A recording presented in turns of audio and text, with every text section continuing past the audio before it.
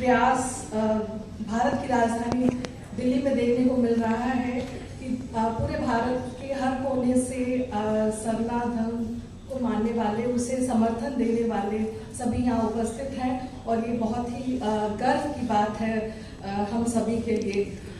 मुख्य रूप से आप लोग का जो आंदोलन, हम सभी लोग का जो आंदोलन है, ये अलग अलग पर्सपेक्टिव में सामने आता है।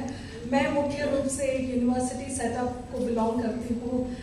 समाज शास्त्र मेरा सब्जेक्ट है और तो मुख्य रूप से एक यूनिवर्सिटी सेटअप में हम लोग मुख्य रूप से बौद्धिक इंटेलेक्चुअल डिस्कशन डेलिब्रेशंस में कई बार आदिवासियत, इंडिजिनस राइट्स, इन सब की जब चर्चा करते हैं तो ये एक तरह का एक क्राइसिस उभर के सामने आता है कि इसमें मुख्य रूप से जो आदिवासी वॉइसेस हैं वो मिसिंग रहते हैं। जैसा हमारी वक्ता, पूर्व की वक्ता डॉक्टर आयशा उरांव ने भी बोला कि ये एकेडमिया में बेसिकली ये मिसिंग वॉइस है, this voice is constantly missing that way. लेकिन अगर हम आज के संदर्भ में देखें, मुख्य रूप से सोशल मूवमेंट के थ्रू, जन अभियान के थ्रू, जन आंदोलन के थ्रू, ग्रास रूट लेवल में एक्टिविज्म के थ्रू, आदिवासी का जो एजेंसी है, जो सोशल एजेंसी है, वो सबसे दृढ़ है, सबसे मजबूत है और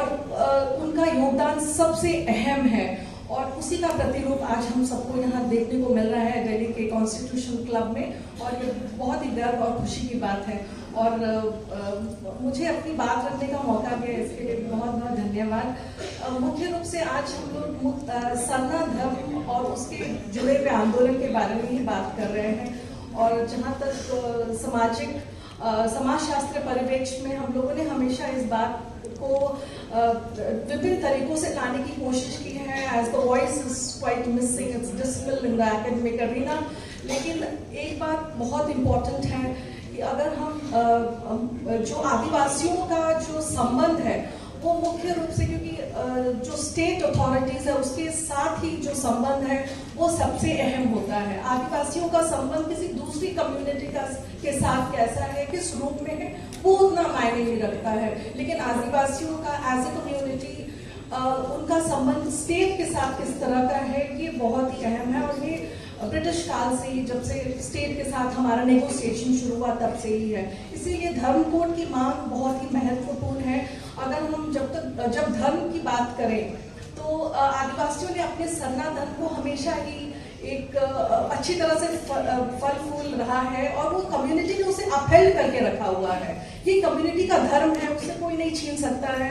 उन्होंने उसको सर्वमान्य रूप में आगे बढ़ाया है, विभिन्न रूपों में ये हमारे डे टू डे लाइफ में एग्जिस्ट करता है। तो सरना हमसे कोई छीन नहीं सकता है। It's very much there in our heart, in our soul. ये हमारी आस्था है, हमारी आध्यात्मिक पहचान है, हमारा जीवन दर्शन है, हमारा एवरीडे लाइफ इससे जुड़ा हुआ है और मुख्य रूप से हमारे सेक्रेड लैंडस्केप, जो जल जंगल जमीन है, उससे जुड़ा हुआ है। हर प्रकृति का हर हिस्सा, whether it's a water body, whether it's a tree, plant, जो पेड़ पौधे हैं, उसके साथ जो पहाड़ हैं, जो जमीन है, इन सब की हम लोग पूजा करते हैं। तो सरना धर्म प्रकृति के हर कण कण में विद्यमान है और कम्युनिटी ने इसको अपहेल्ड करके रखा है। हमें किसी दूसरे कम्युनिटी की कोई लेबलिंग की कोई जरूरत नहीं है। लेकिन जैसे मैंने बताया कि आदिवासियों के, कोई भी दूसरी कम्युनिटी, मुख्य रूप से आदिवासियों का स्टेट के साथ यानी सत्ता के साथ जिस तरह का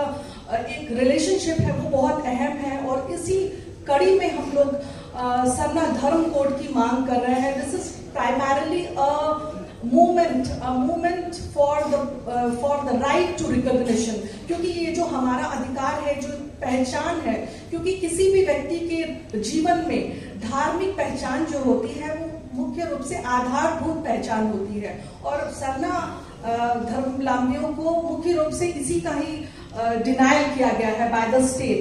जैसे अभी डॉक्टर कर्मा उरांव, बाकी वक्ताओं ने भी बताया कि हमारे से कम मानने वाले धर्म हैं, जैसे जो माइनॉरिटी रिलीजन है लाइक जैन, वो उनको मानने वाले कम है, फिर क्यों उनको धर्म कोड दिया हुआ है। लेकिन सरना धर्म को मानने वाले की संख्या बहुत ज्यादा है, फिर भी ये डिनायल है। और ये डिनायल क्यों है? ये बेसिकली ये डिनायल इसलिए है क्योंकि आदिवासियों को मुख्य रूप से हाशिए पे रखा गया है फ्रॉम द वेरी बिगनिंग। अगर हम सरना धर्म और धर्म कोड की बात करें, इसका मुख्य ये बहुत इंपॉर्टेंट क्राइटेरिया है। व्यक्ति के जीवन में तो ये आधारभूत स्तंभ है ही, एक पहचान है ही, लेकिन उसके अलावा भी अगर आज हम लोग सेंसस में ये धर्म कोड की मांग कर रहे हैं कि जो नेक्स्ट सेंसस इन्यूमरेशन होगा उसमें ये धर्म कोड होना चाहिए, सो दैट लोगों की पहचान एक स्थिर रूप से बन सके, एक क्रिस्टलाइज्ड फॉर्म में सामने उभर कर आए। लेकिन अगर हम लोग फर्स्ट सेंसस एन्यूमरेशन देखते हैं वे बैक इन हिस्ट्री, अगर अंग्रेजों के टाइम में जो सेंसस एन्यूमरेशन पहला हुआ था उसमें सभी जो कम्युनिटीज थे, जाति या जनजाति, उनको किस तरीके से डिफरेंट कैटेगरीज में फिक्स किया गया था। तो पहला क्राइटेरिया रिलीजन का ही था, तो उसी रिलीजन के आधार पर ही व्यक्तियों को डिफरेंट अलग अलग कैटेगरी में डाला गया था। और कितनी दुखद बात है कि आजादी मिली और आजादी के बाद वही क्राइटेरिया मुख्य रूप से आदिवासियों को ही डिनाई कर दिया, उनकी जो धार्मिक पहचान है उसे ही बिल्कुल कैमोफ्लेज किया गया, उसे दरकिनार कर दिया गया। तो आज दोबारा उसी की मांग हो रही है, जब ये पहला क्राइटेरिया था फॉर द सेंसस एक्सरसाइज और उसको आज दोबारा नहीं लिया जा रहा है स्पेसिफिकली आदिवासी के संदर्भ में, तो ये बहुत इंपॉर्टेंट एस्पेक्ट है। दूसरी बात मैं कहना चाहूंगी, ये मुख्य रूप से समाजशास्त्रीय परिप्रेक्ष्य में मैं इस बात को लाना चाहूंगी। जब हम धर्म की बात करते हैं, रिलीजन की बात करते हैं, तो ये एक सामाजिक संस्था है या सोशल इंस्टीट्यूशन है, मेनली अ नॉर्मेटिव पैटर्न। तो हम कम्युनिटी के अंदर में अगर इस सोशल संस्था को, सामाजिक संस्था को देखेंगे तो ये बहुत फला फुला है, बहुत ही एडवांस रूप में, बहुत ही प्रोग्रेसिव रूप में हमारे पास विद्यमान है। सरना धर्म में ऐसा कोई भी एस्पेक्ट नहीं है जिसमें इसकी कमी है। जैसे हमारा सरना स्थल है जो एक सेक्रेड साइट है, वहां पे लोग पूजा करते हैं और विभिन्न लाइक रिचुअलिस्टिक प्रैक्टिसेस होते हैं। और दूसरा है कि उसको करने के लिए भी एक पर्टिकुलर प्रीस्टली क्लास यानी पाहन भी थे। तो एक बिल्कुल सिस्टमैटिक तरीके का ये हमारा रिलीजन है, despite and it's very unfortunate कि फिर भी इसको एक पहचान नहीं दे पाई है भारत की सरकार, और ये काफी दुखद है और इसीलिए आंदोलन हो रहा है। लेकिन अभी जो मुख्य रूप से जो चीज मिसिंग है वो है कि सामाजिक संस्था तो है, institution as a normative pattern तो है, लेकिन जो अदर रिलीजन है, जो बाकी मुख्य धारा के धर्म है, उनकी तरह से यहाँ पे सामाजिक संगठन नहीं है, एक सेंट्रलाइज सामाजिक संगठन नहीं है हमारे यहाँ। और जो भी ये सेक्रेड साइट्स हैं, मुख्य रूप से सरना जो सेक्रेड ग्रोव है, वो छोटे छोटे हर गांव में है, हर टोला बस्ती में है, लेकिन एक सेंट्रलाइज अथॉरिटी नहीं है। तो एक ये ट्रांसफॉर्मेशन देखने को मिल रहा है।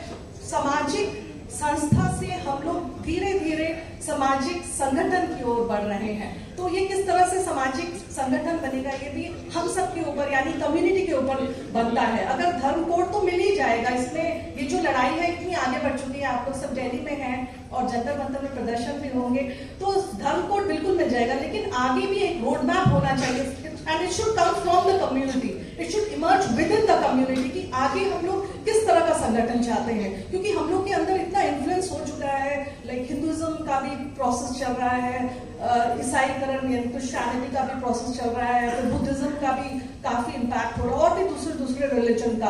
तो उन सब के मध्य में सरना का एक किस तरह का संगठन उभर के आना चाहिए। क्या हम उनको बस इम्युलेट करें, उनको बस दूसरे धर्मों को देख के क्या उनकी बराबरी करें, या उनको बिना सोचे समझे अपना लें उनके तौर तरीके, जैसे मंदिर या चर्च वगैरह, मस्जिद वगैरह, या फिर कुछ अपना उभार के सामने ले आए। ये स्पेसिफिकली बहुत बड़ा इशू है और इसको हम सबको कलेक्टिवली इसके ऊपर चिंतन मनन करना चाहिए। जो रिचुअलिस्टिक प्रैक्टिसेस है वो तो हो ही रहे, इसका एक आधारभूत स्तंभ ये भी है कि इतने सारे ऑर्गेनाइजेशन आज यहाँ पे है इंडिया में, और ये बहुत ही गर्व की बात है। तो अपने तरीके से कर ही रहे हैं, लेकिन एक नेशनल लेवल पे भी शहरों में खासकर ये संगठन काफी जो सामाजिक संगठन, एक धार्मिक संगठन होना चाहिए, वो काफी मिसिंग है। इसीलिए लोगों में बिखराव है, एकजुटता की कमी है। वो लाइक वीकली या मंथली या एनुअली कुछ रिचुअल्स के लिए भी नहीं मिल पाते हैं। ये मुख्य रूप से शहरी परिप्रेक्ष्य में ये ज्यादा क्राइसिस है, क्योंकि अधिकतर आबादी गाँव में रहती है। तो इसके बारे में भी हम लोग को कलेक्टिवली सोचना चाहिए। सरना धर्म कोड के साथ साथ हमें सरकार से ये भी डिमांड करना चाहिए कि हम लोग को दिल्ली जैसे जगह में या फिर बाकी शहरों में एक धार्मिक आस्था को बनाए रखने के लिए और जो रिचुअलिस्टिक प्रैक्टिसेस हैं उसको करने के लिए कोई जगह दे, जैसे वो बाकी गुरुद्वारा या मस्जिद ये सब के लिए जगह है, उसी तरह से सरना को भी शहरी क्षेत्रों में लेकर आना चाहिए। डिमांड रखनी चाहिए कि सरना बनाए, जैन स्थान बनाए, और इन सब में सारे ट्राइबल्स जो भारत के जितने भी आदिवासी हैं सब में उनको रिप्रेजेंटेशन देना चाहिए। ऐसा नहीं कि एक ही धर्म, एक ही जनजाति के लोगों को रिप्रेजेंटेशन देना चाहिए। The representation should come across different Adivasi communities from all over India. Thank you so much, बहुत बहुत धन्यवाद।